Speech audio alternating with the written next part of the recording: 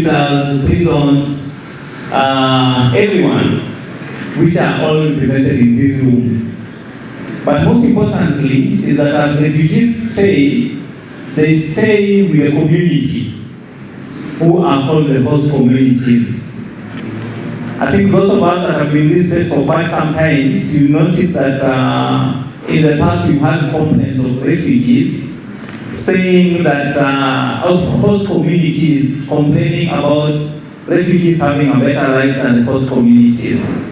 And I think this is something which is changing. But most importantly is that the project we are began implementing focuses on working with refugees and also the host communities, so that as we speak about rights, then we speak about rights of refugees and host communities.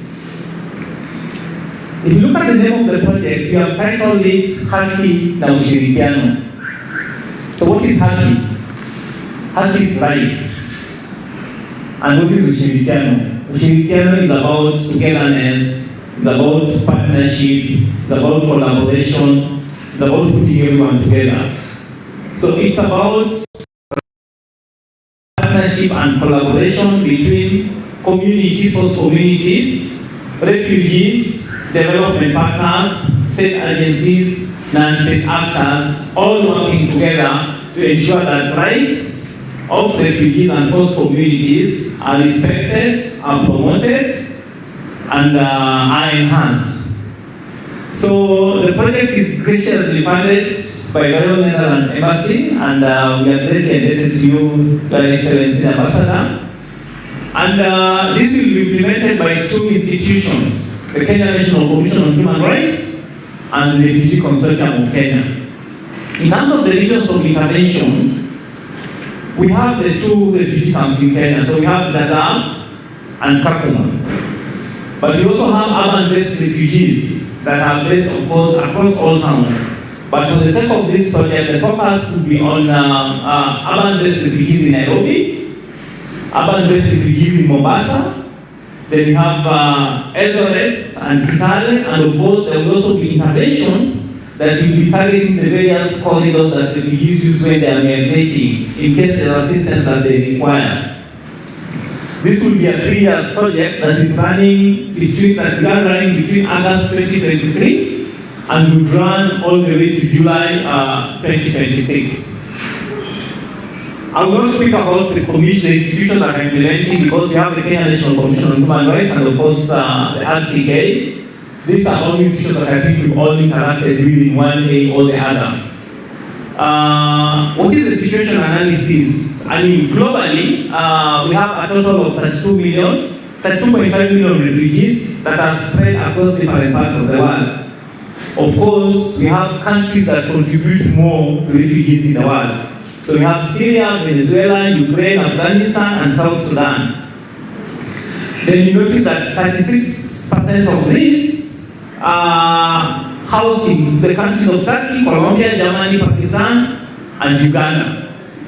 I think one of the things you notice that the vulnerable population comprises of the biggest number of refugees, so PWDs, women, children, and of course the LGBTI community. I think regionally, the number of internal displaced persons and migrants continue to increase, and this is because of the different situations that we have in, across Africa. So DRC, Ethiopia, Central African Republic, South Sudan, and Nigeria continue to have a big number contributing to this big percentage of refugees.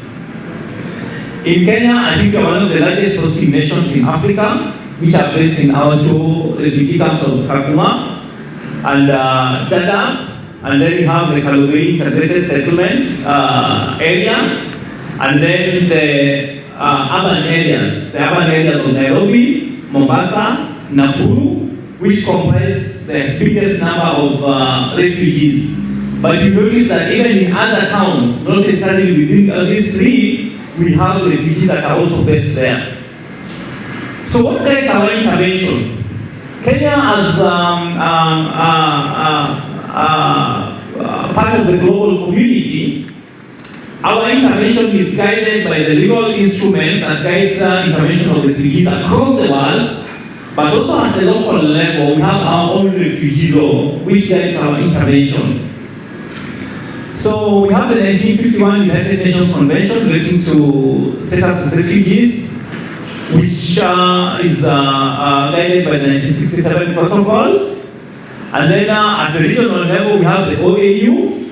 And then if you look at the various international instruments, if you look at the International Convention on Civil and Political Rights, the African Charter, all of these have an aspect on promotion and protection of human rights of refugees. But when you come home, in 2021 we passed the Refugees Act that has been placed globally as one of the best instruments when it comes to promotion and protection of the rights of refugees.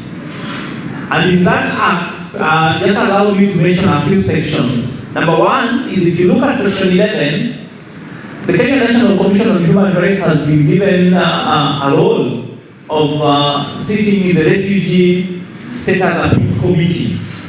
And this was after a lot of advocacy when you have a lot of complaints arising out of refugee status determination.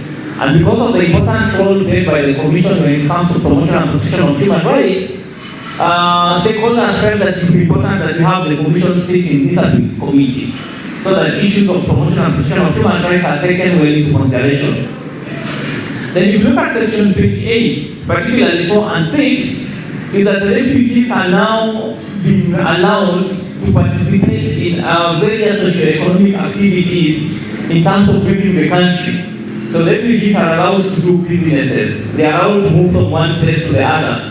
And as this happens, it is bound to be coupled a lot of human rights violations. And therefore, the Kenya National Commission on Human Rights comes in handy to ensure that this is done as is required.